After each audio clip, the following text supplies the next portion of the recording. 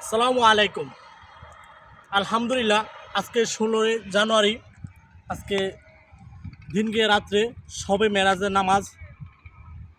আল্লাহর রহমতে আমরা সকলেই চেষ্টা করব যেন এশারের নামাজটুকু আদায় করে 17 রাকাত এশারের নামাজটুকু আদায় করে আমরা সকলেই শবে মেরাজের নামাজ 2 রাকাত করে নফল নামাজের নিয়ত করে আমরা চেষ্টা করব যেন 20 রাকাত 50 রাকাত 100 রাকাত সারা রাত্রি আমরা ইবাদতের মাধ্যমে কাটাতে পারি এবং তসবিহ জপতে পারি, জিকির করতে পারি, যেমন আলহামদুলিল্লাহ, সুবহানাল্লাহ, আল্লাহু আকবার, লা ইলাহা ইল্লাল্লাহ।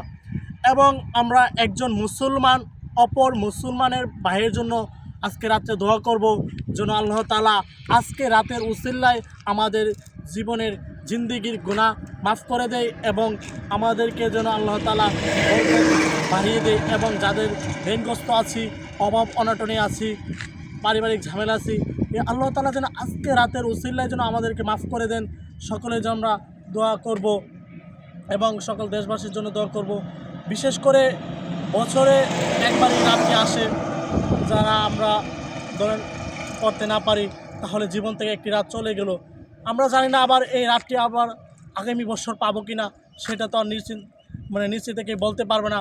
তাই আমরা চেষ্টা করব সকলে যেন শবে মেরাজের নামাজটুকু আদায় করি এবং প্রতিদিন যেন আমরা এভাবে 5 ওয়াক্ত নামাজ আদায় করি, আল্লাহ তাআলার বিধান মেনে চলি এবং কোরআন সুন্নাহর আলোকে যেন আমরা জীবনযাপন করতে পারি, কোরআনের আলোতে যেন আমাদের জীবনকে গড়ে তুলতে পারি।